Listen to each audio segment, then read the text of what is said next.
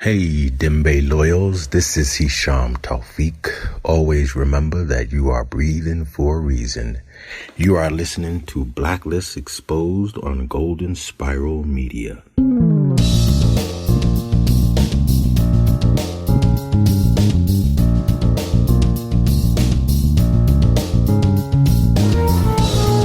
It's the final countdown before Season 4 of The Blacklist begins on NBC. Now at its new time of 10/9 Central on Thursday nights. Welcome back to The Blacklist Exposed. I am Agent Troy Heinrichs.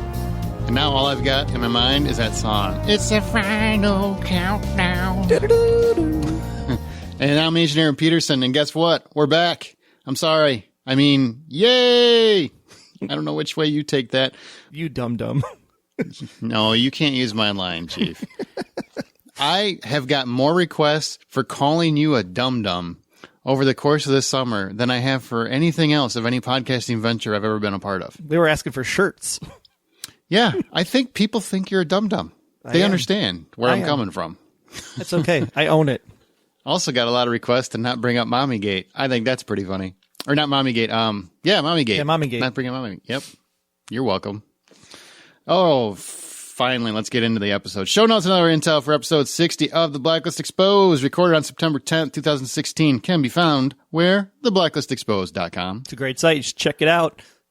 We have a great but quick show for you this week. We want to refresh your memory about our characters. That's the best part about our podcast, is that we don't go blow by blow, point by point throughout the TV episodes. We talk about our characters, and we'll tell you a little bit about what we loved about them in Season 3. Then we'll talk about what we want to expect from them in Season 4. Plus, how are they going to react to Liz being alive? What? She's alive? That's what I hear. Okay. Well, plus, we're going to take a few questions from all of you, our special agents. Plus, we will talk about some shenanigans. I love that word. That Troy and I were involved with over this past summer. Later on in the show, I also want to mention that if you want a full-on recap of how the season ended, you can listen to our, what episode was that? 58? 8, yes, 58. Where we did a really, I like to say, a professional recap of the season and of that particular finale. So that'll help you get caught up if you're trying to remember exactly what happened. And also, check out Netflix. Season 3 is on Netflix, man. Yeah, and I was going to say so professional, in fact, that John Bokenkamp himself stopped by that episode to share his thoughts on Season 3 as well. Yeah, which you strategically planned when I wasn't available. I'm just saying. Whatever. I'm not bitter. At least you got to talk to him the first time we talked to him, unless he would think you're a myth. I'm sorry. Are you still talking? You're like a unicorn. I don't know why you're still talking. We should preface, if you've never listened to this podcast, I do apologize for the banter you don't want to hear. But we should explain exactly how our podcast, Troy kind of alluded to, but we do really take pride in addressing the show from a spoiler-free standpoint. So we're only going to talk about the episodes as they air. We're not going to talk about anything that's on the internet, telling people exactly what happens. It's just not something we do here at the Blacklist Exposed. And when we talk about each episode, if you listen every week, which drops every Saturday roughly after the episode airs, unless there's an issue, we talk about the show, the crux of the plot of that episode, and then each individual, where the characters are at the end of the episode, that sort of thing. So hopefully that helps you, gives you an idea of what kind of podcast it is and what we're going to do going forward. Plus, we have an amazing interview for you coming up soon. Yes, we do. But first, back by popular demand, the profiling questions of the week. We're going to start off Season 4 with a doozy. If you could get the answer to one question this season, one, don't write a list, don't make a bunch of bullets, one question, what answer do you want this season? You just know that everybody. Well, here's my top 3. Every time you say, here, pick one, everybody always picks like 3 or 4. Well, here's my honorable mentions. I only have one question in 27 parts. Or was it 47 parts? I forget. It's been a long time since I've seen Back to School. Well, by the end of this episode, I want to know what yours is. So you got time to think about it. Gosh. Okay. Okay? Brain's moving. All right. Now, the favorite part of the show, the characters. That's why we come back each and every week. We're going to break them down for you on this week's Case Profile.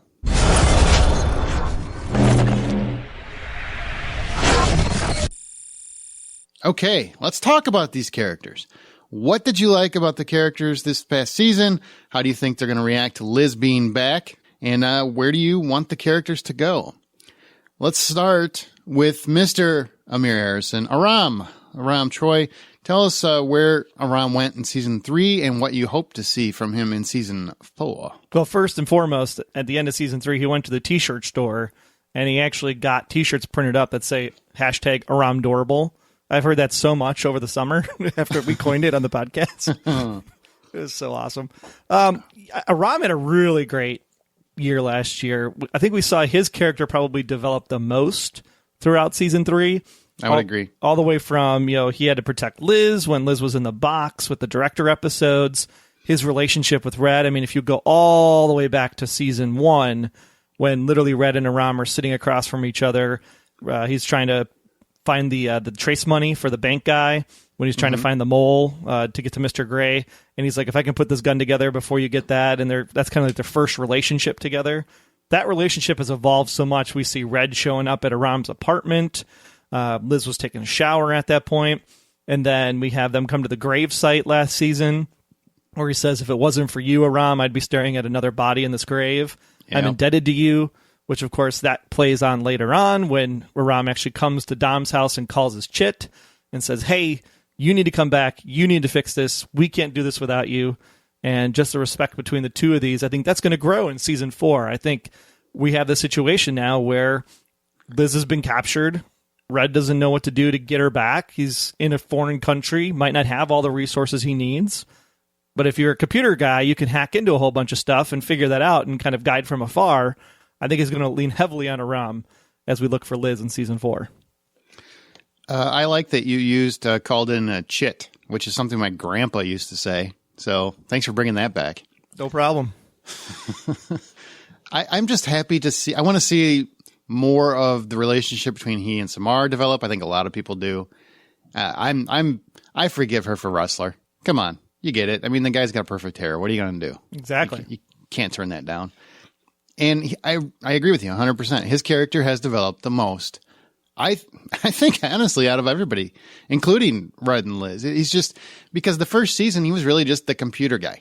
He was, what was that guy from Alias? I know you know. Marshall. He was Marshall from Alias. Didn't really have a lot to do except exposition and solve problems that needed to be solved right away. And then season 2, he kind of grew a little bit. And then season 3, I mean, he's become a fully fledged character that people are dying to see more of. I mean, when I'm talking to fans, when I'm talking to you guys, everybody loves Aram. Everybody.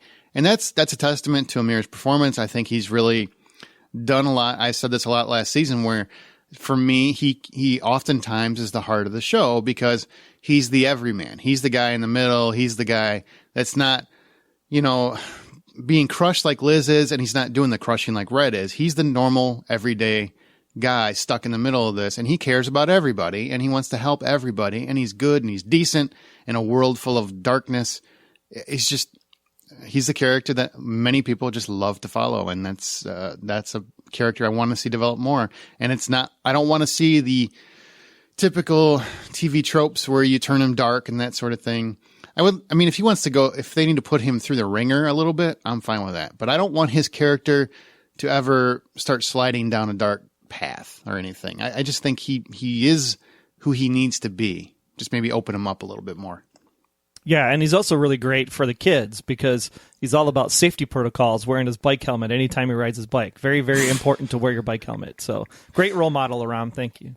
I don't wear a bike helmet when I ride my motor. I wear it when I ride my motorcycle. Sorry, but when I ride a bicycle, I don't wear a helmet. Does that make me a bad person? It does. You never know. You bike over a root and fall down or something. Man, that's not cool. I'll tell you more about that story later, but that's not cool, man. Everybody remember this moment because this is later on. I'm going to kick Troy in his ass for that. All right. Let's talk about Wrestler. Yes. Mr. Hair Don't Move. Mr. Doing His Job. Mr. Someone that actually got put through the ringer last season a little bit because he did have to, take over for Cooper's job at the end of season 2. And he's in charge of running the whole show. And you think that he'd do a great job at it, but it seemed a little bit stressful for him. Maybe a little Peter Principled at this point. Yeah, and I'm curious. One thing I will say is I don't think Wrestler got enough good stuff to do last season. I think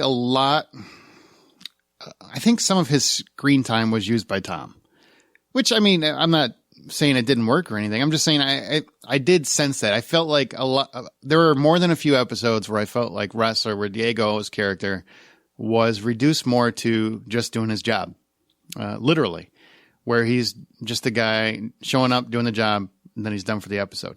He didn't get a lot to do. I would like this season to go back to his character, not the addiction stuff. I'm so over that. But also, I mean, we saw some darkness from him. I would like to go back to that and see a little bit more of that, I think. I just want to point out that it was 4 minutes into the show when the first time of Tom came up and about, oh my gosh, Tom had too much screen time in season 3. I love Ryan. That's not what I'm saying. Shut up. I like Ryan. That's why I don't talk to you, man. I love Ryan too. There was a really funny, what was it? There was a picture of the cast. It was going around Twitter last season, and the picture had everybody's cast members, and then it was like what we expected from season 3, and then the next image, it was Ryan Eggles' face on every character. This is what we got from season 3. I don't think it was quite that bad. I don't think it was quite that bad either. Yeah, there was a lot more Tom than I expected, that I anticipated. Absolutely. It's not necessarily a bad thing, though. I think they really have made him a cool character. They made him so cool. He got his own show. Theoretically, yeah. And we're going to talk a little bit about that later. I'm really curious how they're going to handle that, but we'll talk about that in a minute. I did love Wrestler's character's growth this season, though, because he did have to step into the chair and he needed to figure out what he had to do in order to, be friends with Liz as his partner, but at the same time still do his job holding up the law. And I think that he handled that very carefully. He wanted to make sure that he was bringing Liz in to protect Liz. It wasn't, I'm bringing you in because I think you're guilty. So I think that was really an interesting characterization for Wrestler, in that he knew the difference between what was actually happening and what really was being a setup and play. Although he was just as gullible as anybody, because he was totally wooed by Laurel Hitchens' character, thought she was completely safe, completely sane, and then turns out baked goods get you every single time. I knew she was dirty first time I saw her. Go listen to the podcast. I called it. Yes, you did. Wrestler, I do want to say the first, how many episodes were there? There was like 9 or 10 before Liz finally got brought in. I do think that was a good arc for Wrestler, because we got to see him trying to do he believed in the system. He believed in what he was doing. He believed the system would support bringing Liz in and doing the right thing. And it failed. It really did. I think he learned that, and he started to go outside the box a little bit, which I really liked. And by the end of this season, I think he legitimately felt betrayed. But I'm not sure if they're going to play with that or if he's going to understand where Liz is coming from. What do you think? That's a really great point, because he comes in at the end of the season there and he's like, Liz is alive. And the way he said it, it's still open for debate. I still say at some point in me thinks that we had Kaplan talking to somebody on the phone before Red shows up in the disco delivery room. And I want to say she was talking to somebody, either Cooper or Wrestler. Had to be talking to somebody, because the way Wrestler reacted at the ambulance when Liz died, it seemed like he was in on the plan. He didn't seem that broken up about it. And I don't know if that was just him doing his job and trying to be stoic, and he grieves in a different way later on. But just his reaction when then she's alive and comes in and says, hey, Cooper, Liz is alive, also doesn't seem like he's got a lot of emotion tied to it. This is someone that's his partner, someone that we speculated on this very podcast might even be a love interest at the end of season 1. And for his emotion not to register or shed a tear or anything like that, especially when he was like fighting over the office. And like, why are you cleaning out the office so quickly? Rawr, rawr, rawr, rawr. I think that I don't recall the rah, rah, rah, rah, rah. Cooper had to step in and be like, dude, take a chill. I think Wrestler is a very interesting character. And I know you brought up the addiction thing, but this is something we actually saw him go to a Narcotics Anonymous meeting in season 3 where Red pulls him out to talk to him. Yep, I'm good. Stop there. They keep bringing that storyline back up. I'm just saying, this is one of these like things where you get betrayed this badly, it could drive you to do some bad stuff. I don't like that. I'll tell you why I don't like it. It's a cliched story element. I'm not saying addiction isn't real. Obviously it is. It just, for storytelling, it's a cliched story element to lead a character back down a dark path. If he's going to go dark, I want him to do it on his own accord. I don't want him to have the I don't want to say out because it's not an out, but I don't want him to have the appearance of an out by blaming addiction for it. You know what I mean? I want him to just go dark and let's see where he goes on his own, not because of addiction. That's why it becomes like an easy out and an easy excuse when it's all said and done. But at the same time, I think that'd be different if he didn't have an addiction problem to begin with, and then he turned to an addiction issue because of the things he was dealing with. That I think is cheesy. But the fact that he's been an addict this entire time, it is who he is. It is part of his character. And because of the things he's gone through with the box with Red in season 1 and then losing his fiancée and Mako Tanita and all this other stuff, I think going back to an addiction place isn't really that awful because it is part of his character. We just don't see it as often because he's been trying to kick the habit for 3 seasons. Okay. All right. That works. I don't necessarily agree with you, but I see what you're saying. Yeah. We got too many characters for me to tell you how wrong you are for much longer. Okay. So let's go to Samar, Miss God bless her in the dress code. She is a tough, no nonsense. Speaking of stoic, she's very stoic, yet still somehow brings character to a role that doesn't have a lot of screen time, but she really makes her presence known every time she's on screen. So where did we leave her off? What did you like from seeing from her in season 3? Well, the best part about season 3 was the fact that we got the answer to what happened to her brother in Zalba and Hassan. One of probably the best episodes of the season because you just had that stoic Samar trying to hold it back in, and she does kind of like that, it's all yours, trying to hold it back in. And I think that really showed us into part of her character that she doesn't have to be this stoic, saving someone's life while getting punched in the face from the people that were part of Scotty Hargrave's group. I think the one thing that I want to see out of Samar this year was she alluded to some really interesting things about her relationship with Liz. And she talked about how, she didn't want to be a mother, that her career was her whole thing. And now that Liz has baby Agnes and Liz died and now Liz is back alive, how does that impact Samar in thinking like, oh man, like she did this to protect her kid? Does she respect that? Is she angry about that because she didn't want to be a mother, so she doesn't care one way or another about the kid? I think that's going to play on her psychological profile a little bit in season 4 as she wrestles with that conversation and that concept. Very interesting. I like that. I really like how they brought the brother in and they show a completely different side of Samar than we have seen, and it really exposed her vulnerability, which never was on the show. I mean, you rarely see her vulnerable. And some people would probably argue the sex scene between her and Wrestler is some kind of vulnerability. I don't think it was. I think it was more of a release of tension. It was more of this has been a very stressful time. Let's work off that stress. That's what I see it as. I see it as a normal reaction and interaction between two people that work together and were stressed out. I see that way. I don't see that as vulnerability. The brother thing I see as very vulnerable, and yet she still did, in her mind, what was the right thing, which goes to her character. I think that's very commendable. So this season, I kind of want to see, everybody, they want to see Samar and Aram get together. I don't think it's going to happen. You might see like hints of it, but Blacklist is a show where it might toy with it, but it's not going to put them in a full-blown relationship. I don't think. It would be cool if they did. I think it would be fine. It would work to see that, yin and yang, how she's tough and strong, and he's Aram. So I think those two would work well together. I want to see more of her and Wrestler as partners. I kind of like where Liz is now, where she's kind of like the middleman. She's not so much the partner. She's more involved in the direct cases from a red angle than she is from on an FBI angle. I kind of like that more, I think. So I like her and Samar and Wrestler being partnered up. I want to see more of that. They can do that. They can play with some of the tension, some of the cracks at each other over the tryst and how he fired her the next day. Which, by the way, that was great. Some of her attacks on Wrestler throughout the season after that are some of my favorite moments of the show. Oh yeah, it's comedic relief at the same time. It's very poignant, right? Very stern at the same time. And it was funny when you think about how many times he was kind of cavalier.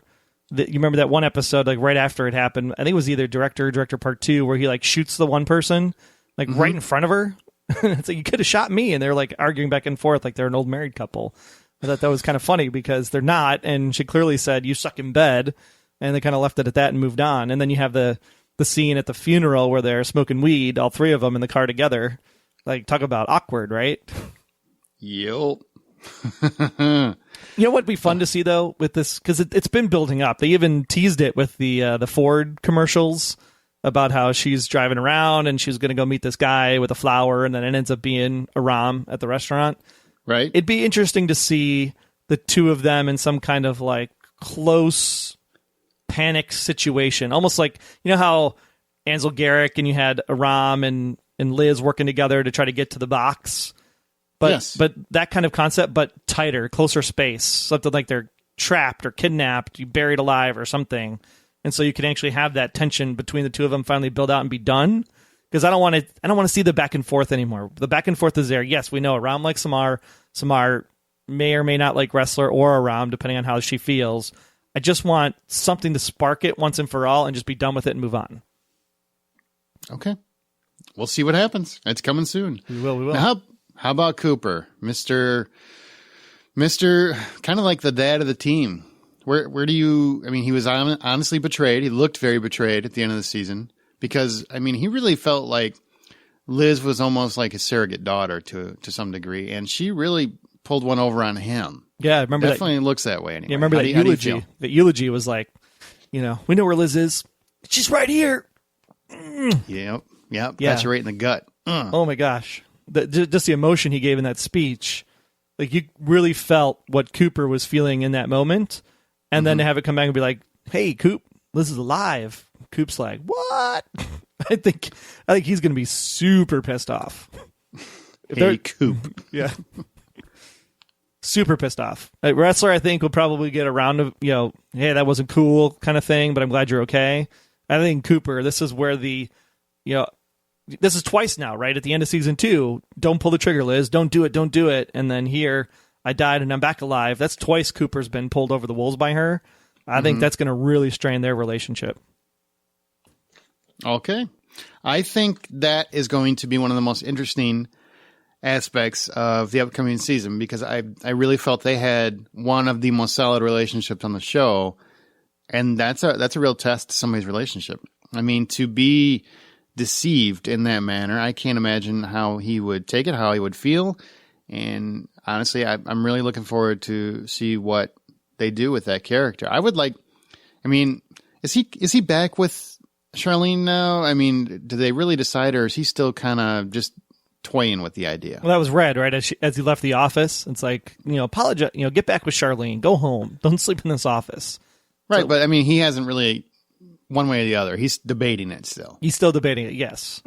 Absolutely. But what would be great about Cooper, too, is this whole Liz situation. The fact that Liz felt like she had to do this to get away from Red. Mm-hmm. We still haven't explored the deeper backstory between Cooper and Red himself. So does this fake death now put even a larger strain in the Cooper-Red relationship? And will we get to explore that a little bit more in season 4? That would be interesting. I like where your head's at. How about Dembe? Let's talk about Dembe, one of our favorite characters who doesn't get a lot of screen time, but makes every minute known. So what do you want to see, or where do we leave him off at, and what do you want to see this year? I would really, gosh, it's so hard to say, but I would really have loved to have known if Wrestler shot Red when he was doing that assassination attempt, if Dembe just would have capped him right there. Like, I think he would have. You doubt it? I don't doubt it, but I want to say at the same time, there is that semblance of, remember Mombasa Cartel, where there's this guy who's literally in charge of everything that happened to you. And yet at that moment, Dembe was still like, Raymond, it's not worth it. And then, I'm not going to kill him. And then Raymond's like, fine, I will. So even in that moment, this is the one man that scorned him. He was still able to forgive. So the question is, would he do that if Wrestler had pulled the trigger? Would he be able to be like, I don't like you. I'm going to hunt you down the rest of your life and make your life miserable, but I'm not going to kill you. Mm-hmm. I struggle with that if Dembe would have actually pulled the trigger. How loyal to Red is he in that regard? I think he would have shot him in the face. That's what I think. No, you know what? I think he would shoot him in the knee so he would fall to the ground and then shoot him in the face. Right. Dembe would have just capped him in a heartbeat and been like, all right, well, I guess I'm out of a job. I got to go hit the unemployment line. Now you all know who Aaron hangs out with. He's got methods for his madness. I'm not saying that that's how I would do it, but that is totally how I would do it. Yep. Yep. Hey, man, you shoot my boss. I've got a huge respect for my boss. Somebody needs to teach you a lesson. No, we did meet painful lesson. A painful lesson. We did meet his family, right? He's got a daughter and a granddaughter. Do you want to see them come back in, or did you like it, not like it? I love it. I need more of that. I love, because it's not an aspect that you normally see in the henchman role. You know what I mean? Which is kind of, I mean, he's a bodyguard, henchman, mercenary. He's a lot of things. One thing I really love is that they brought family into it. I didn't like that his family was used against him. And, Eddie Gathegi, thanks for torturing the poor guy. But I think there needs to be some payback there as well. That's what I want to see this season. But I definitely want to see more of the family. Little heads, fragile like eggshells. Love Mr. Solomon. What was that? What was wow? What was that? It does me like getting creeped out. Sound like a seizure. Are you okay? You want to take a break? Yeah, My no. God, man. It's early. Okay, let's talk about Tommy boy. Everybody wants to. Let's talk about Tom, who became the star of the show in the later half of season 3. Where did we leave off with Tom, and what do you want to see from Tom in season 4? Yeah, Tom was getting beat up by that bodyguard that decided that he likes putting people in trunks and going to meet people in secret. And so he tracks Tom down there with baby Agnes looking on in the crib. And then we get to that same room later, and Tom and baby Agnes are gone. So the real question is did Tom survive that fight? Is Tom out there in the wild in the middle of Cuba? And this becomes the question, right? What is he going to do to save Liz? Is he going to go to Red and get Red's help? Is he going to try to do it on his own? Is he going to call Scotty? And there's going to be some kind of crossover episode with his mommy, in case you didn't know. Mm-hmm. That's right. We found out who Tom's mom is last season. This is the one character that I'm kind of actually the most interested to see how this first 8 episodes go with him, because everything he's fought against with Reddington, I think they almost need to work together because he is limited in his resources. I think at the onset, they'll probably be apart, but I think the only way they're going to be able to save Liz is to get together. I think, the baby going to get snatched, right? Yep. Or was it snatched at the end of the season? I'm trying to remember. We never really saw what happened to Agnes. So does Kirk have Agnes, or does whoever has Tom have Agnes? That's the question. Right. We didn't get a clear decision on that. So what I would like to see is actually the baby was taken, and we have to see Tom go on a Liam Neeson type mission. I want to see some Taken action, and he just, rips through Cuba, destroying all of our good relations that we finally have with them one by one. That's what I want to see. Like a commando style, like just wipe out the whole compound? Yeah. I want to see that. And you know what? I am totally on the opposite side of you for what I want out of him to do with Liz's situation. I mean, he can work with Red, that's great, but I want Liz to get out of there on her own. I don't want her to need Red. I don't want her to need Tom. I want Liz to get out of Cuba, or get out of Kirk's custody, whatever it is, on her own. Because at this point, she's gotten saved a lot. You know what I mean? Yep. And she is a strong enough character. She's got enough training. She's been through enough hell. And now she's got the will of a mom who wants to get back to her baby. I let her get out. The show is great at female characters, and I would like to see Liz take that next step to where, because they kind of show her teetering between, is she going to be wrestler side of things, or is she going to be Red side of things? Is she going to fall in the nature of all good, or fall in the nature of, you know what, we'll do whatever we got to do to survive. And she's kind of right in the middle. And I want to see her take that next step to, I don't need you anymore to protect me, because I can protect myself. That's what I want to see. And to do that, Tom has to not save her. So it's important to me as a viewer, as Aaron, the viewer, for Tom to, he can try. I would rather he was trying to get the baby back. I want my baby back. I want that to happen, as opposed to trying to save Liz. I could buy into that. I could totally buy into that. I think that would be cool. Like, save the baby, then save the mommy. I would actually like to see Red. I mean, obviously he's furious and he wants to save Liz, but I would prefer he and Red team up to save the baby, and then Liz saves herself, and then they meet up somewhere in the middle. That's what I would like to see. And I mean, I'm still not a huge fan of Tom and Liz, but it's one of those things where I've just accepted. It's a part of the show, and I don't hate it. I've never hated it. It just didn't work for me. So I'm just this season, I plan on just letting it slide, and I'll just roll with it and see where they take it. I like where your head's at. Well, I don't have a choice. Right. It's not like they care what I think. So there we go. That's what we're going to do. And I'm really looking forward to his show because I do love Tom as a character. And they have made this weak-willed school teacher, and they've turned him into Jason Bourne, and they've done a pretty good job with it. I mean, Ryan Eggold is pretty badass. Well, remember, he was always Jason Bourne. He only played the character of a weak-willed school teacher. Okay, well, I thought he was a weak school teacher. I thought he was underhanded, but I didn't think it was quite Jason Bourne. Now I think he's Jason Bourne. And he's done a great job with it. The ladies love Ryan. Yes, they do. My God, every time, how could you not like Liz and Tom? Just look at them. I'm like, well, I don't base relationships just on appearance. I'm deeper than that. Let's be clear. We don't like Liz and Tom because we want Tom for ourselves. He's just that dreamy to look at. I'd take a Rom. He's more my type. Okay. I mean, if I'm going to go that way, I'm going to go for the one I want. You know what I'm saying? Well, going all the way. At least we don't have to battle each other. We can agree on one thing at least.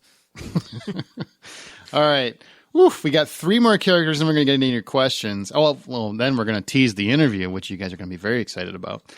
But Kaplan, oof, I'd hate to be her right now, huh? I know. This lady was put through the ringer this season, really trying to figure out what is Red doing. We slow down there, Chief. She kind of put herself through that ringer. Well, I don't know, because her job, right, as number 2 or number 2A or 2B, however you want to call it, her job was to protect Liz and Red's interest in protecting Liz. And for her, she bought into the thing that Red could actually protect her. And at some point, if her job is to protect her boss, then her decision, with Liz's help, to fake the death and try to escape Red was still in Red's best interest. At least she thought so. Right? And so when you put that together, you're just sitting there going, yeah, maybe Red's upset with her, but she can probably, because she is as cool and collected as she is, can totally talk him out of the situation of killing her. Like, I didn't betray you. I did what you told. I protected Liz the best way I knew how. And we even said it during season 3, right? There was episodes in season 3 where we thought maybe Red is losing control. Maybe Red doesn't have the situation, completely wrapped up in hand like it seemed in the first 2 seasons. Like, he didn't know about Ariak Kane at all in that episode. And then he's doing the whole, wine and brats dancing in the woods with Michael Royer Bodashore, and Denbei's like, okay, that's enough. Let's get back on the task here. So I think maybe Kaplan did see that the boss was kind of losing it a little bit, and she had to step up and take charge. And for that, yes, you might be a little bit insubordinate, but at the same time... A little bit? That's a whole lot bit. I mean... I get what her mission was, but she still kind of worked for Red. I get fired from my job for doing this. I'm just saying, I would get fired. But the ultimate goal was to protect Liz, and she thought that's what she was doing. So Red may keep her on a short leash, but I don't think she's going to get killed. She's too cool to kill. Part of me wants her to get killed just so I can use a hashtag capped. Lynn. Get it? Oh my gosh. I'm so bad. Ladies and gentlemen, Aaron is the corny one for season 4. Wow, that just happened. Shut up. Shut up, dum-dum. But I love the actress. I love what she brings to the table. I love the character, and especially that she actually got more to play with this season. And even though we called what was going to happen, that Kaplan was involved and she set this up and yada, yada, yada, it still was a cool twist to me. And I really liked it. I thought it played well. And I love that moment. They were on the plane, right? I love that moment where Red just, what am I going to do with you? And all you're thinking is, man, what is he going to do with her? I love that. I can't wait to see what happens as they develop the character and we get a little bit more. I got a feeling we're going to get a little bit more of her backstory finally in season 4. If she does get capped, as you put it. It's gonna be in your head every time you see her. You're gonna be like, "Capped Lynn." I know. Huh? Oh, no, thank you so much for that. So if she does get capped, Good, bad, like it, don't like it? Good or bad? I mean, I don't want the character to get hurt, but I also really like the idea of reminding the audience that Red is not a good guy. He is he will do whatever he wants to do in his best interest. He has been completely betrayed in this respect, even if it was for the better. I mean, can you ever trust her again? Can you ever trust her again? Would you, if you're in Red's shoes, his dapper shoes and his sexy hat, would you ever trust her again? I would totally trust her again, but it would be one of those conversations of, we need to be on the same page. So you need to inform me. I need to inform you. We need to have an argument and a discussion and then land on a decision together. I think that's where that relationship would be. It can't be do it on your own kind of thing. Really? So basically, your most trusted confidant fakes your child. Scratch that. Please take that out. Aaron just said he's a father. Daddygate. Aaron's on Daddygate. It's not my fault. I was just... Oh, that's just the way I was... Freudian slip. That's what he really thinks, people. It's not what I think. God, I hate the internet. All right. I'm going to get emails for that. You totally are. I'm totally going to get yelled at and screamed at. Your most trusted confidant fakes the death of someone you care very deeply about, whatever way you care about them, and lies to you in a manner that is really, really deep-seated and thought out and calculated, and you're going to just be like, well, now we got to be on the same page so we can trust each other again. I don't see Red doing that easy. It's a long relationship. A long-term relationship with this person. And that's one of those things, man, I've had friendships like that. It only takes something that big, and you're like, you know what? Can't trust you no more. We're done. We're donesies. I'm out. It's going to be one of the most dynamic stories, I think, of season 4 when it kicks off. I hope they have a conversation and all Red says is no takebacks. That's what I want. No takebacks. I want to see Red saying no takebacks. Speaking of Red, let's move on to Mr. Reddington. Well, and I was going to say, this is the best part of the show, right? Or let's do whatever Troy wants to do. The characters, it'll transition into Red. But the characters, these two characters are so dynamic, and the relationship and how they work together has been so built up over 3 seasons that more people want to see what happens between Kaplan and Red than want to see this whole Kirk, Liz, Red situation, I think. Like, they're more worried about Kaplan than they are worried about Liz at this point. I'm not. Whatever happens. I want to know what's going to happen to Liz, because that's the cool element of the story for me. So I'm sure there are a lot of people that are really concerned for her well-being, yes. But more than Liz, I don't think so. I really don't. I just don't see that.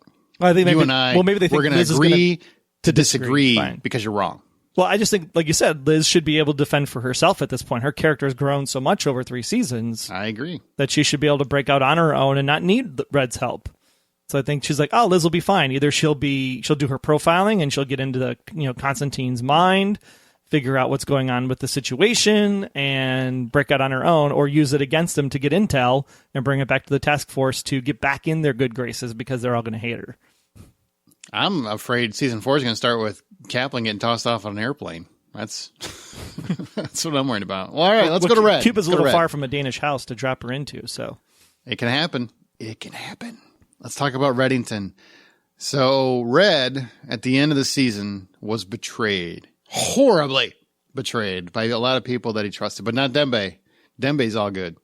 So Kaplan betrayed him. Liz betrayed him, which also begs the question, does she really not want anything to do with him? Because you have that moment in the hospital when she's giving birth where she's very angry with Red and she's like, get out. And we come to find out that after they work this out, then she brings him back in to tell him that she loves him. That's my impression, is what she was saying.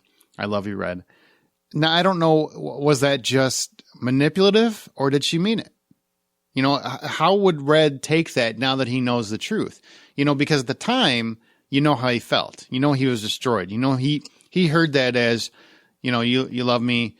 You do respect me. We do have a connection. But now that he knows the truth, does he still feel that way? Does he feel betrayed even more so by Liz, like twice over? How do you feel that's going to go? That's a really good question. That's what I'd do, Troy. That's what I'd do. Red? Actually, usually ask stupid stuff. I know. Something about the past, right? I think this season is going to be all about learning about that past and that connection between Liz and Red. I don't know what kind of answer we'll get, but I think we'll get something big this season. And I think that no matter what, Red is always going to do whatever he needs to do to protect the memory of Katerina Rostova, whether she's alive or not alive, and all that stuff you can figure it out for yourself. But that promise of taking care of Liz, I think no matter what Liz does, he has to hold to that promise because of what he promised to Katerina. Mm-hmm. On the same side, I think there has to be some kind of arrangement between the two of them if they get out of this situation and they are working together again. Fire and ice, I think, is what the best way to describe it for this season. They're not going to be peas and carrots anymore. Not that they really were, but they kind of had this back and forth. And then at the start of season 3, they're like, okay, we're like on the same team and we're good to go. And we're on the same page. And then at the end of season 3, she's like, you lied to me. Someone is out there looking for me. And it's like, yeah, Liz, they're bad guys. Mm-hmm. You don't want them looking for you. And the question will remain very simple. Question. You got one already in. Here you go.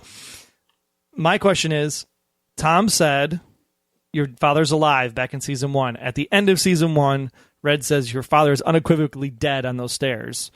Someone has to be lying. And the question is, who is it, right?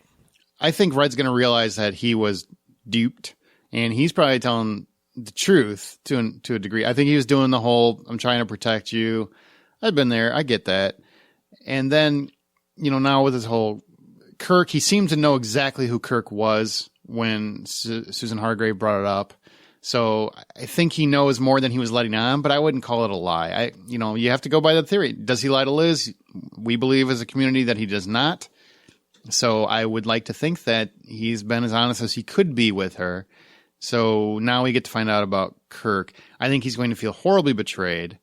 I think it's going to be a huge debate on if Liz really loved him at all in whatever way, shape, or form you think she loved him. And if that was just a manipulative tactic to get away smooth, to disappear smooth. I'm really curious. As a fan, I don't know how Liz really feels about Red. I'm not sure if she actually hates the man or loves the man, or if it's a combination of both. I don't know exactly how she feels because I feel like she's been torn this entire relationship, and everything bad that's happened to her in her mind came because of Red Reddington. Once he entered her life, everything went to hell, and everything was great before that. I mean, she was almost a mom and da-da-da-da. So I'm curious how Red's going to handle that betrayal. I'm curious how it's going to affect their relationship. I'm extremely excited to see how he handles the Kaplan situation. And also, what is he going to do about Agnes? What is he going to do about Liz? What is he going to do about Kirk? I'm most excited about those things, obviously, than I am anything else. I know a lot of people just want to know more about the truth, and I want that too. I mean, yes, I want to know what the relationship, a little bit more about the relationship, but I feel like I know enough to satisfy me for now. I think they gave us a big chunk of stuff last season, even though a lot of people don't want to accept some of it, which is fine. I mean, you're the viewer. You enjoy the show how you want to enjoy it. For me, several of the answers I wanted, I got last season. Cape May answered a lot of questions for me personally. And set up a few more. Absolutely. But that's what the best TV shows do. You answer questions while adding more questions. That's just what's going to happen. That's the kind of show it is. And that's what I want to see from Red. I just want to see how he handles it. I don't need a Red's on a rampage. I know a lot of people want that. That's fine. That's not what I want. I want more of him coming to grips with how he's caused a lot of these repercussions, how he caused Liz needing to get away from him, and how he's going to change the way he does things with her, how he's going to struggle with her true emotions for him, how he's going to realize how he might be part of the problem. He's not exactly the solution. And some people are like, well, see, I mean, Kaplan got her away from Red and now she's not safe. She wasn't really that safe with Red. So I don't buy into that whole let's blame Kaplan for her being in danger. I think she was going to be in danger no matter who she was with.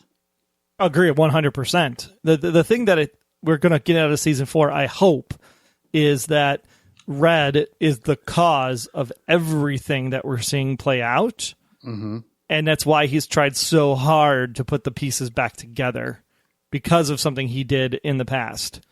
And the question is, like he said, I'm the fish. I went into the cave. If I ever get out of that cave, would I recognize the light? Would I recognize the good again?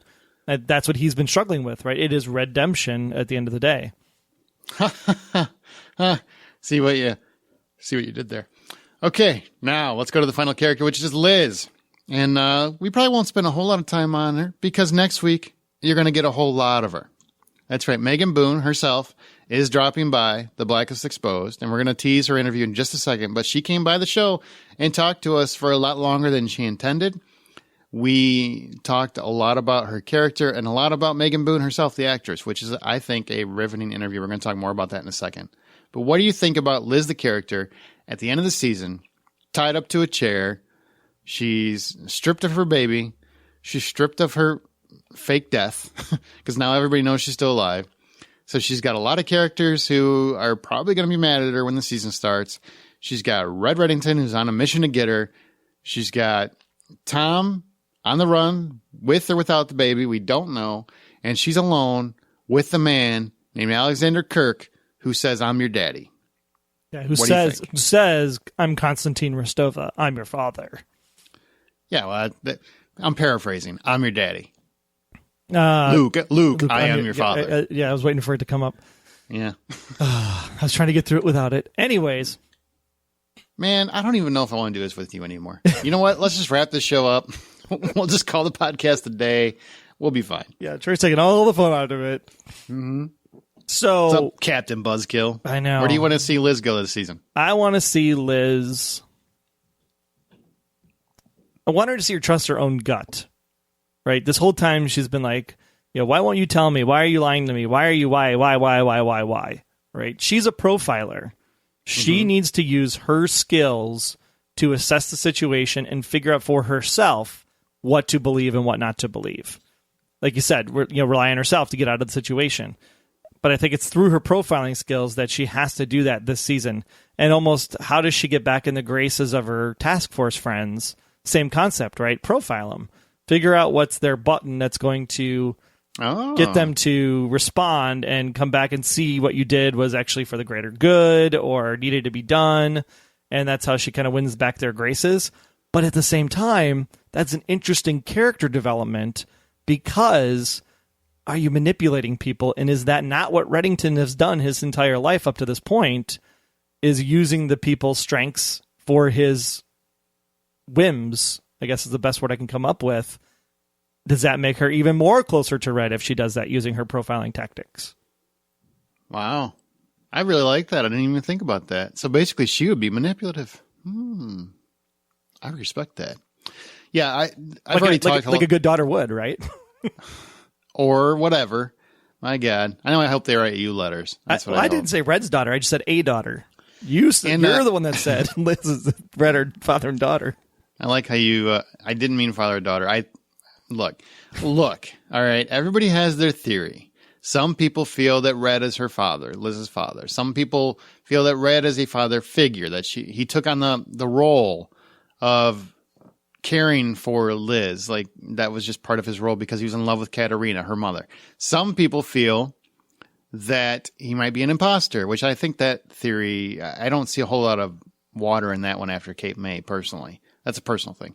And some people feel that was a specific type of imposter. He could still be an imposter. He could. I said, for me personally. I wasn't saying it's definitely gone. I said, for me personally, that's one of those theories where I feel like it got put to bed in that episode. There's also the romantic relationship. Some people want Liz and Red to hook up. There's a lot of different theories out there. My personal one is Ben, that he pretty much is just caring for her because he was in love with her mother. I think he loves her mother. He sees a lot of her mother in her, but I don't see it romantically. If other people do, that's their right. But so that's what we're talking about when we're talking about the different theories. And some people, get mad if we dismiss any. I'm not dismissing any of them because I have my personal theories. You guys have yours, and we'll see what ends up being in the mix. I'm not going to be mad no matter how it goes. I like the show. Perfectly fine either way. this season, I talked a lot about what I want already. I legitimately want Liz to come more into her own. I want her to start teetering with that good and bad balance again. I like the way that they're going. It's really been, from my perception, that they are taking Liz down the same path that Red Reddington went, where he felt no other option but to become the bad guy. Whatever happened to him, that's the option that he felt. And she's getting more and more closer to going full red. And I want to see a little bit more of that. I want to see her teeter with that. We saw her, she shot Connolly. She's done a lot of things. She's faked her own death. She has become somewhat duplicitous in that nature and taking control of her life and taking things back from the people that want to control it for her. And I want to see more of that. I want to see that continue, which is why it's very important to me personally that Liz escapes on her own and does not need anybody. I want them to be shocked that she got out on her own and be like, wow, what have I created? I would love to have a moment where Red goes, oh my God, what have I done? I have led her down this path that I would never want her to follow, and now she's following it. I really would want to see that this season. Or the more good she tries to accomplish, right? She's still got good in her and wants to do good. Like, what was it? The sheriff or whatever she shot at the bar in season 3, like taking him to the hospital, and Red's like, we don't have time for that. It's like, okay, fine, I'll take him to the hospital. She has that good in her, but the more good she tries to do, it actually ends up becoming more and more evil at the same time. Well, and I talked a lot last season about how I don't think babies add anything to TV shows. I've said that I don't know how many times. I know how people feel about it. But the one thing I will say is that what it does add to the character is the strength of a mother. And I think that's an overwhelming, overpowering strength. And it's a superpower. It is like a superpower. And I don't say that with any sardonic reference. I'm serious. I see it as a superpower because once you become a parent, and this is going to apply to Tom too, once you become a parent, you will do anything to make sure that child or child figure is safe. I see what you did there because you're trying to cover your tracks. Like that? Yeah, look at that. And I think we're going to see that from Liz and Tom. And I really want to see that from Liz, to where she gets closer to where Red is because she has that maternal instinct. And we might see maybe my perspective, that's why Red got to where he is. See what I'm saying? Mm-hmm. Mm-hmm. But you never know. Never know. You never know. We don't know where it's going. It's going to be great either way. Oh, absolutely. And speaking of Liz, next week on this very show, Megan Boone herself drops by to talk to us. We have an interview. I think it's well over an hour long, right? She originally came by she was going to talk for 20, 30 minutes, answer some fan questions. And we ended up learning more about Megan than I think I knew about her going into the interview for sure. She is very insightful, very intriguing. She's very just kind. Kind is really the word I would say. She seems like such a decent person, not Hollywood, not, Troy and I have talked to we've interviewed quite a few people in Hollywood. And I think there are some times where the conversation you get is almost constructed. And that's because, they're part of a machine. They're promoting their product. They have to be that way to a certain degree. And they end up answering a bunch of the same questions in every interview. I will promise you, this is an interview that is completely different from any you've heard from Megan, because it was very important to us that we got to learn more about Megan Boone, the actress, than just tell us more about your character. We've seen Liz for 3 seasons. We want to know more about Megan Boone, and I think we got that. And she was such a generous person to come by and be open to talking to us about a lot of things. She talked about the show last season and how she got the part and how she as an actress wants to grow as an artist, maybe whenever the show's done, like what she might do after that, as well as answered some fan questions and a lot of other stuff. She's just a very great interview. I loved it. She's an intriguing, I can't say that enough, an intriguing woman to talk to. It's one of those conversations where by the end of it, I wanted to talk to her more, and not because she's Megan Boone, the actress, but because I really enjoyed talking to Megan.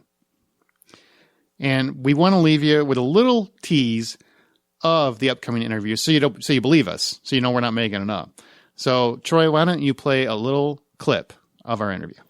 I took as much control over making Liz strong and a formidable character as I could. And that took time too, because I was new to a show and I didn't know what kind of influence I could have. I'd never had a voice on any other job before. But once Liz became an essential character of the show, then I started to be able to say, you know, guys, I don't think that she would do this here. And I think that she should know about that a little bit more instead of be oblivious, you know, and because I don't know if you remember, but early on, nobody liked my character.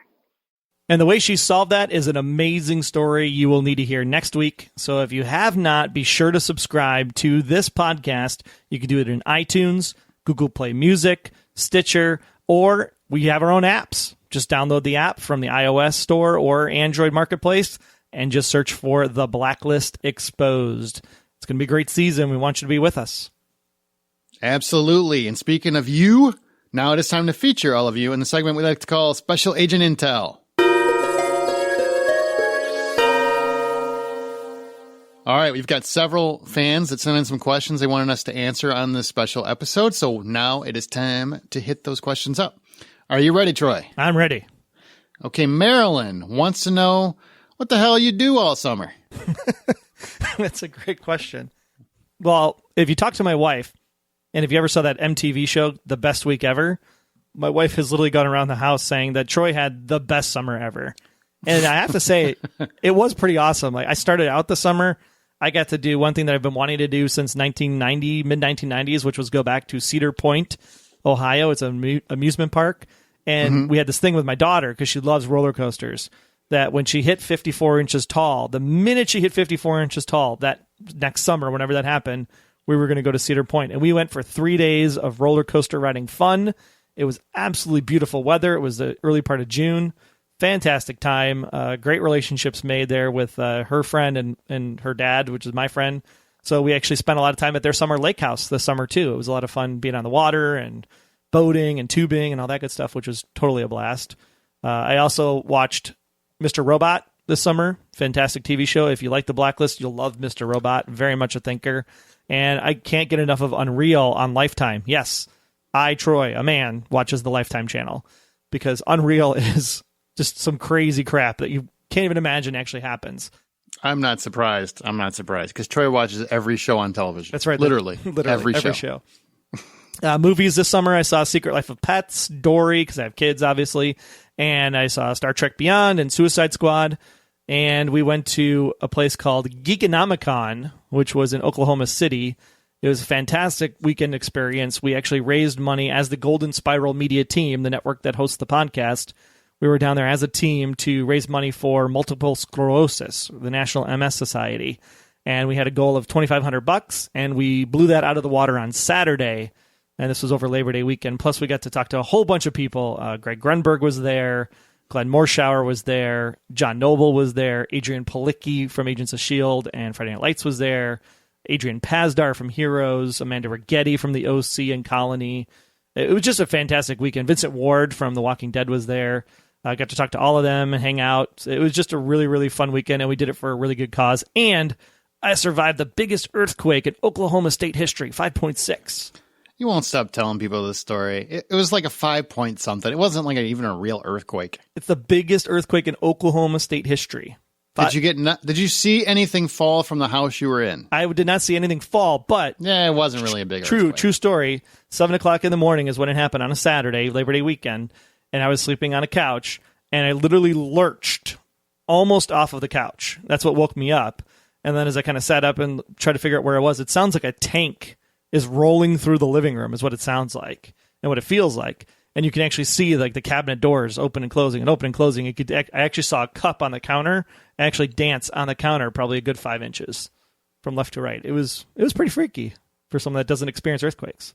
You're a hero. Boy, you're a hero. Just get your cape and you're good to go. I ride the rock, man. Surf away. No, it's very cool. And Troy did have a pretty awesome summer, taking all the awesome stuff from me. That's what he did. Son of a bitch. Well, and the fun part is that we said that we were going to do podcast vacation this summer, right? We did a lot with the podcast last year. A lot with all of our podcasts, right? With the Holly Outsider and Remake the Three, right? And I felt like I still talked to you every week. I don't know what we were doing with the remake that's Movie Right podcast, but man, we were like doing something every week with that show. Yeah, we were. We were banking some episodes because we're going to have a lot of stuff going on in the fall. Yes, we are. So, are you done? I mean, are you done telling everybody how awesome your summer was? Yeah, you can talk about your awesome summer. It wasn't nearly as awesome, unfortunately. So I've done the Hollywood Outsider like I've done for the last 5 or 6 years, whatever it is. That's the podcast at thehollywoodoutsider.com. And one of our longtime hosts left there in July, the end of July, Brian Williams. So we had a kind of a very bittersweet summer. That was kind of a big deal for our show. And we talk about movies and TV and whatnot, but it's more of a broad spectrum where this is very focused on one show. We do Remake This Movie Right, which is where we take a movie that's being remade, we talk about it, we reshape it and create what us, the fans, would want from a remake. So it's a very fun show, and we had a lot of cool guests come by. Screenwriter S.S. Wilson came by again on an upcoming episode. He wrote Tremors, he wrote Short Circuit.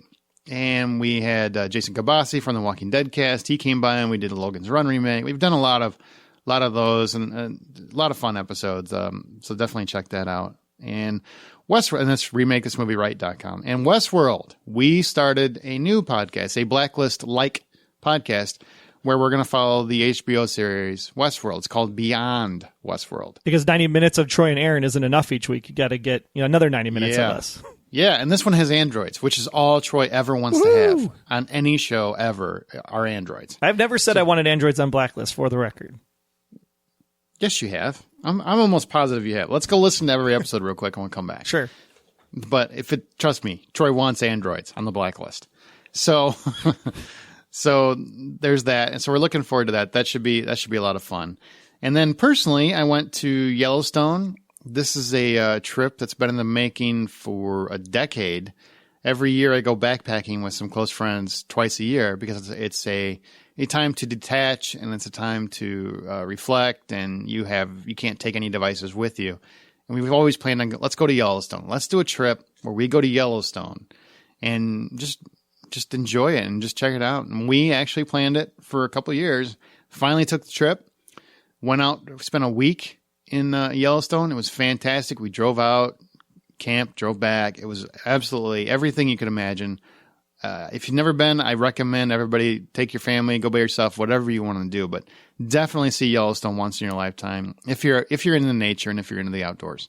Just beautiful. I mean, it's very hard to not have, man, to just not realize. You will realize what an ant in the world you are when you go to a park like that. And you'll also realize how stupid people are because they just run up and start trying to touch animals. Yeah, hug dangerous. Bison, bear. I saw a woman try to go up and talk to a bear. I'm like, woman, you deserve to be eaten right now. And I really wish she would have been, but unfortunately the bear was better than she was. So that's what I did. And then this is the story that makes me want to punch Troy in the face from earlier. Is that when I got back, the day I got back from the most wonderful trip I think I might have ever taken outside of Hawaii. Hiking and walking for over a week.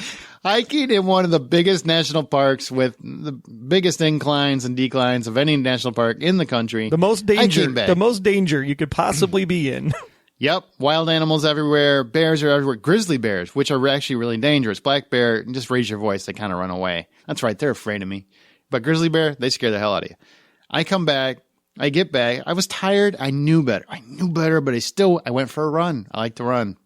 So I went for a jog around our local state park, and I was almost done. And there was a mother with her two kids on the shoreline. There's a giant lake. They were on the shoreline. And this mom kept leaving these two kids, like to go talk on the phone, which is a pet peeve. You have little children, keep an eye on them, love them, don't let them die is kind of an important task of a parent. As we're going to find out from Liz this season. And so I'm running by and these kids are right by the shoreline. She's over there. I did what every runner who ever runs a wooded path knows not to do. I took my eyes off the path to look at those kids to see if they were okay. I'm trying to paint this story so that I don't sound as dumb as I was. And in that maybe 2 seconds, I hit a root and did a full split back, front, left leg in front, right leg and back, and tore my hamstring, ripped the thigh muscle, and was basically bedridden for 2 months. Yeah, that was my summer. While Troy is having the most awesome summer ever, I'm basically watching a lot of Netflix. Ugh, that part sucked. Which is also a pretty good summer, too, depending on what's on Netflix at the time. No, trust me, when you're not sure if you're going to walk again, it doesn't really matter what Netflix has to offer. The selections didn't bother me at all. It was a very, very, one of the hardest summers I can remember, honestly. And it was very mentally stressful. And nobody wants to hear, me whine about it. But that's what I did. But flipping back to a positive, when I started to feel better, I healed just in time to take a vacation with my best friend. We've been friends for how old? 35 years, something like that. I mean, since I was a little kid. And we were able to take a vacation together. Our families were able to take a vacation together to Florida, which we haven't done since we were 21. And we went to Florida. Actually, we went to the same place. We went to Florida. And it ended up being a great recovery from a really bad summer. So it ended up great. But there was a couple months in the middle where I was not having a great time. Okay, that's what we were doing this summer.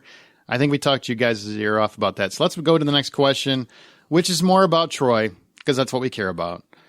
Troy, Suzanne wants to know, tell us about LA. What about LA? Okay, let's move on then.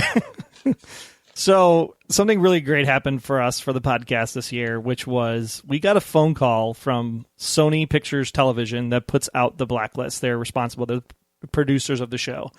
And they said, hey, we're doing this 22-minute show with commercials, 30 minutes, to put out for promoting season 4 to the entire international market. And maybe NBC will buy it and show it locally. And can you come out in a week to interview John Bokenkamp and John Eisendrath and be part of this experience? Unfortunately, they only could have one of us come because of budgets and all of that stuff. So I asked Aaron, it's like, can you get off work? And I can get off work. And so Aaron said, graciously, yeah, go ahead and do it. Blacklist is bigger for you. Hey, with a caveat that if we go again next year, I'm getting this on the air. Yes. Caveat that if it happens again next year, I'm going next year. That's right. So remember that, John.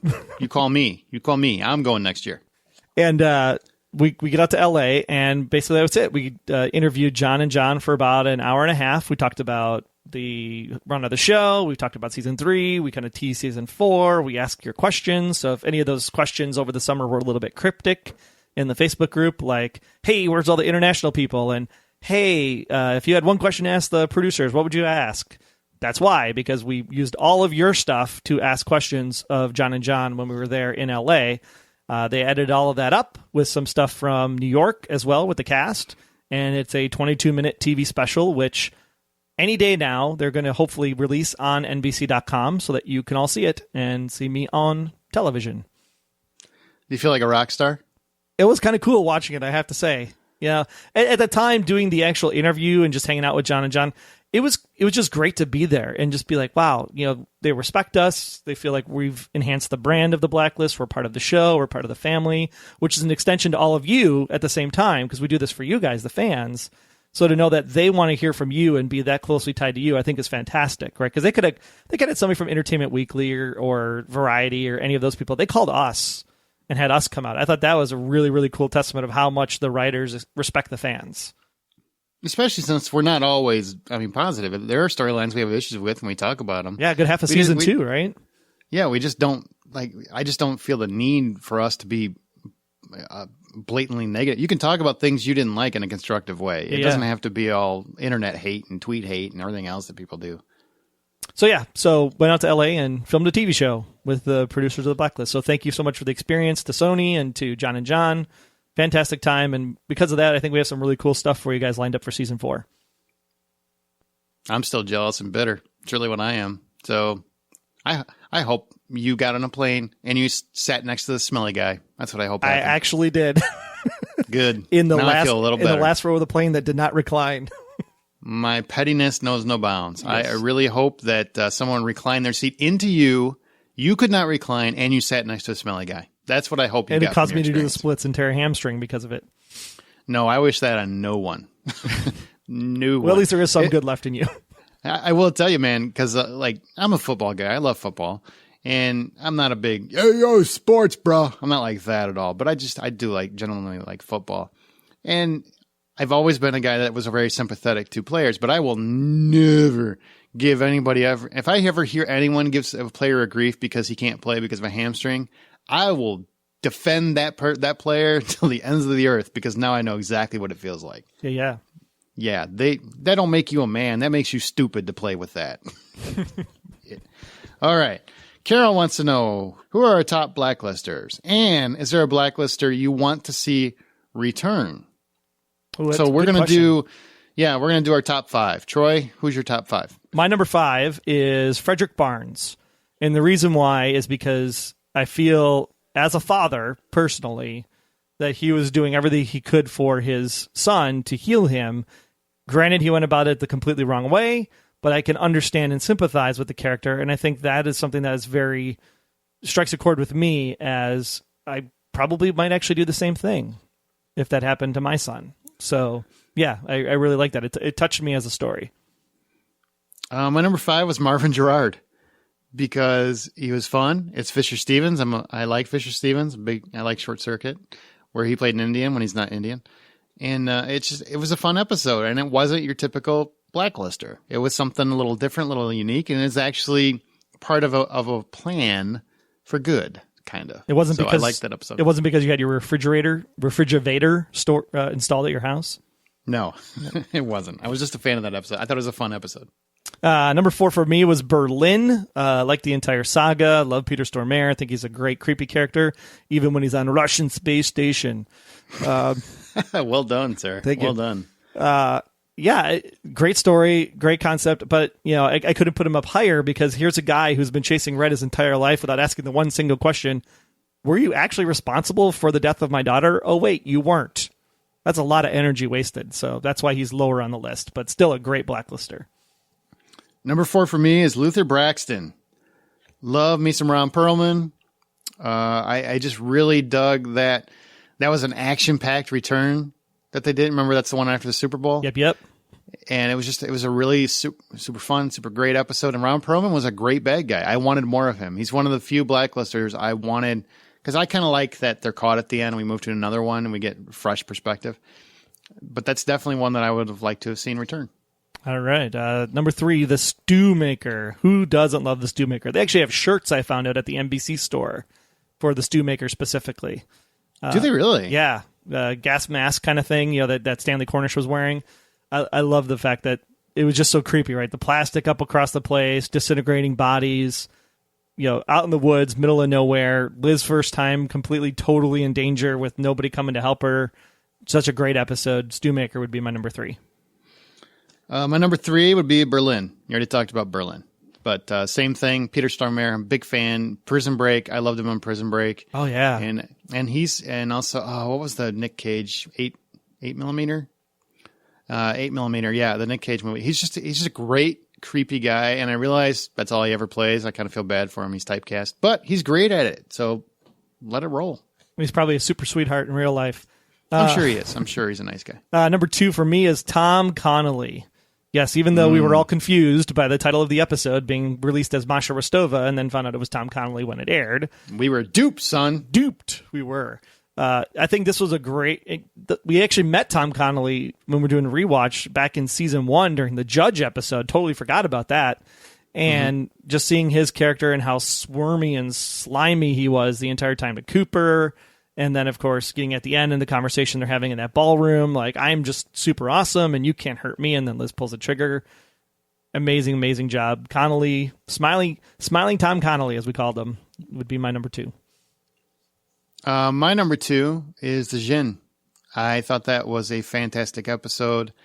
A really deeply psychological take on a character, which, a lot of times I think in the Blacklist, a lot of these are just, let's see how bad and creepy we can make them.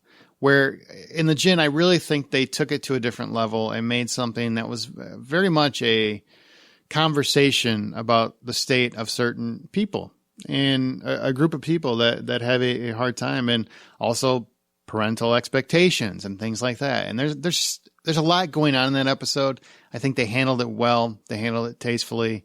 And, when you get to find the big reveal, you're just sitting there going, holy crap. I can't believe they did that. And they pulled it off. And they didn't cause a whole lot of outrage and everything else because I think they tried to handle it as tastefully as they could. It's definitely a favorite of mine. All right. Number 1. Drum roll, please. I'm with the Jinn for everything that Aaron just said. The Jinn episode is probably one of the episodes I talk about the most out of any TV show I've ever watched. You know, Kate May is up there too, obviously. But the Jinn, I come back to the Jinn quite frequently. We even talk about the Jinn in the Megan Boone interview. The Jinn is something that I don't think I ever saw coming on television. Like maybe there was like the duplicitous nature of the Alice character versus the real Jinn. Like, yeah, I've seen that done before. But when it was like the whole sex change thing, that sound you heard during the show, that was my jaw hitting the floor. Like, holy crap, did they just pull that off? It sticks with me to this day. Such a powerful, powerful episode and so well done. Kudos to everybody that worked on that episode. Yeah. I still wish Jin would have gotten away, though. I do. Just because it's such a tortured character. You know? It still did really bad stuff, though. Yeah, but you get it. By the time it was over, I'm like, man, I get it. I get where you're coming from. My number 1, Tom Connolly. Tom Connolly. Man, I love smiling Tom Connolly. Really missed him when Liz shot him. So he's my favorite for 2 reasons. One, I think it was just such a great job. That character was played to the hilt. I really enjoyed exactly how they did the twist. I mean, where we really debated him for a long time. Like, is he good? Is he bad? We did all that. And we weren't sure. I mean, would you admit that you weren't 100% sure until they finally revealed 3 episodes left in the season? I still thought he was on the up and up. Yep. Really well. Absolutely. And Reed Birney is the guy that played Tom Connolly. He did a great job, missed him. But the second reason why I love that episode is because that's the episode where Liz went to a different level. She straight up murdered him. And I know Troy, season 3, he tried to justify that. You can't justify it. She shot an unarmed man, period. And so it was a red action. That was her switch to becoming more like Reddington. And I thought that was a great turn for the character. It was a great turn. It was a great end for that character as well. So I just love that episode. It was great. Yep. All right.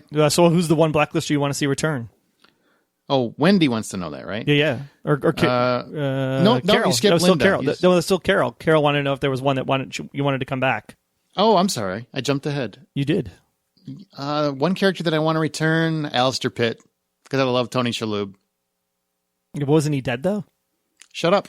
You asked me a question. That's my answer. They fake deaths all the time on the show, man. Let's go. That's Aaron wanting to get androids back, because that's the only way he's returning. Whatever. I want Alistair Pitt back. I love Tony Shalhoub, man. I keep going back to Vanessa Cruz. She's out there, and I thought she was really interesting with her whole, dressing herself up as other people and kind of melding into stuff, and she could easily show up this season, and you wouldn't even know it was her. What about Gina Zany Tacos? Oh, man. Anytime Gina's on there is great. Margarita's awesome. Loved her in everything she's done. She's played that character super, super well. Yeah, if she shows up, that'd be great. Red's wife. Oh, but Naomi wasn't a blacklister. That's true. Yeah, she did specify blacklister. Okay. Yeah. All right, fine. Blacklister. Fine. So Vanessa Cruz is mine. All right. Well, Linda wants to know the schedule and plans for the podcast this season. Oh, man. That's Troy's question. The schedule's very simple. As far as we know, NBC has Thursday Night Football starting November 17th. So it's going to be 8 episodes starting September 22nd straight through. So that means Thursday nights at 10/9 Central, watch the show. Saturdays, again, we'll have the podcast out in the feed, barring any kind of weird work stuff or family stuff going on. And that'll be 8 weeks. And then we'll go away a little bit for the holidays, for Thanksgiving, Christmas here in the States. And then we'll be back, I'm assuming right away, January, that first Saturday in January, because the spinoff is going to be the first 8 weeks of the year, the Ryan Eggold Show. And we're going to do it right here in this same feed if everything is looking the way it's supposed to, which is 8 episodes of the spinoff standing alone by itself. And then the Blacklist will return for another 14 to finish off the season straight through. So January to June, man, it's going to be a very long stretch of Blacklist. Yeah, we might have some subs in there. So yes, we will. That's a very, very long time to go for any podcast. So there'll probably be some subs, but either Troy or I will be here every week, and we'll be here for the regular show for the most part. So for sure. Yep. Wendy wants to know who we would like to guest star on the show, and would they be a goodie or a baddie? You go first. Robert Downey Jr. Awesome without choice. a doubt. Awesome choice. Yeah, that is my number one choice, and I think there's actually a possibility it could happen. James Spader and Robert Downey Jr. They go way back from the 80s. They were in a movie called Less Than Zero. I just love their dynamic. I think they play off each other well, and especially with Andrew McCarthy kind of directing some of these episodes, just think that would be a full Less Than Zero reunion, and I would love to see that. So my pick, Robert Downey Jr., would he be a goodie or a baddie? I want him to be a bad guy. I want him to be a blacklister. I don't think he would do more than one episode, so let's go all the way. Let's make him somebody. Let's go against the Downey Jr. character. Let's make him sadistic. Let's make him evil. Let's just play with him. Let's have fun with him. That's what I would do. All right. Well, I said, and this isn't because I just talked to him this past weekend, Glenn Morshower, in the interview I had with him, said specifically that his bucket list was to play the President of the United States, a flamboyant gay character, and a bad guy. And I was like, ooh, like I perked up right away. I was like, dude, Glenn Morshower on the Blacklist would be fan-freaking-tastic. So, and he is more of a character actor. So who is he for people that might not know him by so name? Glenn Morshower, you might have recognized him as special agent, Secret Service, Aaron. He was Aaron on 24. Yeah, really, you struggled remembering that name. Well, I remembered he was Aaron. I just didn't know if it's what do you call the Secret Service head guy. But yeah, he was basically the bodyguard for President Palmer on 24. Secret Service, yep. And then he was Landry's dad on Friday Night Lights, and you've seen him as the Colonel in Transformers 1 and the General under a different completely name in Transformers 2 because he dies in the first movie. Gotcha. So that was kind of interesting how he explained how that worked out. Yeah, but totally a character actor, could completely play a blacklister, and I think that would be way super awesome. Marta wants to know, what are your theories about how Tom will transition to the spinoff? Ooh, good question. Tom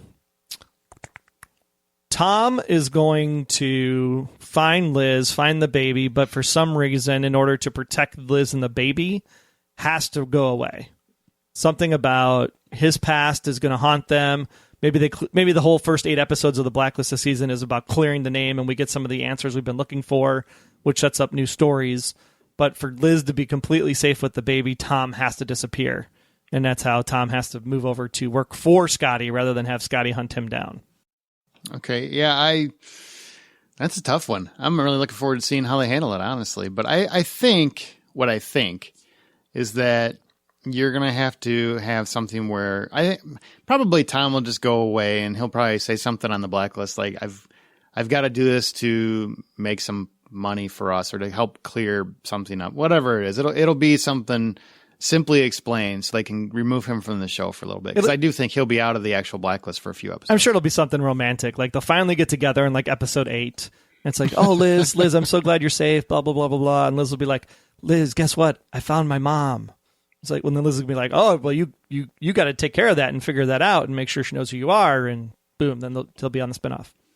Yeah, that could be. Or it could be something I need to, people keep coming after me. I got to go find out what's going on. And that's where it transitions to him on redemption. Yep. And he investigates things as he goes. I could see that. Linda with an eye, I've got 2 more and we're done. Linda with an eye wants to know what Red's reaction to Lizzie will be. How could you be so stupid? I've told you time and time again, there are people that are looking for you and hunting you down. Are you finally going to listen and believe me? And Liz's going to be like, no, I'm not. I think he's going to say, Liz, I love, and then walk away. That's what I think. That's what I do. Well played, sir. That's what I think. Well played. Serious answer, man. I mean, I think he'll be mad, but I also think she's become a character that's she's a lot stronger, and he's obviously realized that she's not going to deal with his crap anymore. So he's going to have to be straight up with her and give her some answers to keep her invested in him at all. And I think he's going to actually play it a lot cooler than we think he will. Cool. That's what I think. Linda with a Y wants to know, is there any thought to podcast traveling options to do live viewing parties? Man, I would so love to do that. especially after this past weekend when we were at Geekonomicon, because it was so cool hanging out with the fans and doing that. But of course, there's a financial thing that goes with that. So, I mean, I don't want to say that we'll put up like a Patreon or something or a GoFundMe or something like that right now. But if that's something you guys really want to see happen, then let us know in the Facebook group. That's the facebook.com/group/the Blacklist GSM. Just search for the Blacklist Exposed and you'll find it. Or ping us on Twitter at the Blacklist GSM, or drop it into feedback at goldenspiralmedia.com. Let us know if you're game for that, then that's something you guys want to see happen. You'll have to tell us, obviously, the state or city that you live in country, in the United States, or what country you're in if you're abroad. And then if there's enough interest in it, then we'll set up some kind of fund me type situation and we'll see if we can make it happen. Yeah, I do think we're probably going to do a live viewing party for the finale, the fall finale, or we're going to try to. We're going to see what schedules allow to go to Elgin, so Chicago area.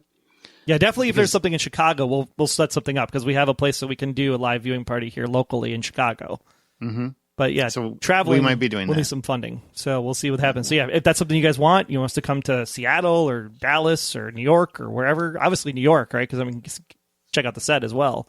That would be fun. That would be fun. Yeah, just let us know again at the Blacklist GSM, feedback at goldenspiralmedia.com, or of course the Blacklist Exposed on Facebook. Let us know if you're interested, and we'll set up a FundMe account for that. Look at Troy begging for dollars. Hey, if the fans speak, the fans speak. There you go. There you go. We'll probably be there. I would love to go to New York just so I could. I want to be a blacklister. You know what? Here's what I want this season. Can we have a blacklister named Aaron Heinrichs or Troy Peterson? Can we get that? Troy Peterson. That sounds fantastic. much better. My last name is horrible. I don't know, man, because then you could have like a German. You could have Aaron Heinrichs would be like a German blacklister. Which may still tie into the show, right? The Germans are still out there. It could see. There you go, man. Look at this. We are coming up with ideas. We are solving story problems right now here on the Blacklist Exposed. How we are. But that's going to do it for this episode. So it's going to conclude. Please be sure to follow us all season. I almost said a different word, but I transitioned into all. Did you catch that? It sounded more like y'all. That's right. Come on, follow us, y'all, all season on Twitter at the Blacklist GSM, where we live tweet during the East Coast feed, and we use the show's hashtag, the Blacklist. We also have a Facebook group, like Troy just said. Just search for the Blacklist Exposed and join us for the fun. If you're just checking us out for the very first time here on Season 4, make sure you subscribe to the podcast in iTunes or Google Play Music. 3 seasons of amazing content are there waiting for you to listen as you prepare or even wait over the Christmas holiday break for the spinoff to come up. You can even download our apps. Yes, we have an app, iOS, Android. We thought of both camps, just like we think of all the theory camps equally here on the show. So make sure you get the app. The Blacklist Exposed is what you want to search for in the app stores. Really, season 2 is where it started getting amazing. Just my opinion. It did. Did. The fan feedback show, that episode 27, still one of the more highly downloaded episodes of the entire podcast. Really? Yes. That's good to know. Rory and Bill. Go back and listen. It was pretty fantastic. Oh, I love those guys. Remember, you can get all the intel and analysis for this or any podcast, including season 1, by visiting theblacklistexposed.com. Or if you're a fan of the YouTube, subscribe to our channel to get your podcast fix over there. Yeah, we should mention we might be doing some video stuff this year, like test the waters a little bit. Yeah, we're going to probably do an immediate reactions to the premiere, and we'll see where that goes. We'll see if people like it. We're not going to do it every week. I'm not going to do it every week. It's late. Hey, man, it's like 10 o'clock at night. It's late. Are you like 85 years old? My God, man. Day jobs. I just don't want to do it every week. Nobody wants to see this face. You know, there's a reason why I do audio. You know what I mean? I sound better than I look. Especially after your face smashed into the ground. Yes, yeah. Well, my face didn't even hit the ground, man. But I did the full splits. Trust me. My body's never done that in its entire life. I'm not a gymnast. There you go. Don't forget to answer our profiling question of the week. Mr. Aaron, I'll give it to you, sir. Who is the bigger dum-dum, Troy or Aaron? No, I'm just kidding. If you could get the answer to just one question this season, just one, what question would it be? And Troy, I told you I'm going to call you on the carpet. What is your answer? My one answer that I want is Katerina Rostova really alive or dead? I don't care who Katerina Rostova is, but after Cape May, there's this thought that she might still be alive. You never know.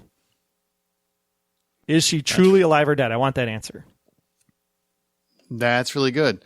I want the answer to the Cooper and Red connection. The Kuwait stuff. The Kuwait story. Yeah, that's what I want. The one question I want answered is the Kuwait question. Very good. Very good. All right. Megan Moon. Megan Moon next week.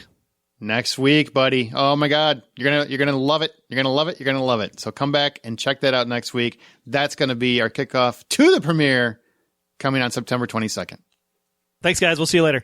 Until next time, I'm Agent Troy Heinritz. That's at Troy Heinritz on Twitter. And if you want to learn more about me, just visit, about.me/Troy Heinritz. And I'm Agent Aaron Peterson. You can hear me talking about movies and TV on the Hollywood Outsider podcast, as well as Remake This Movie Right. We are available at thehollywoodoutsider.com or on Twitter at H_outsider. Be sure to subscribe, download the app, submit your feedback, but most importantly, keep yourself off of the Blacklist.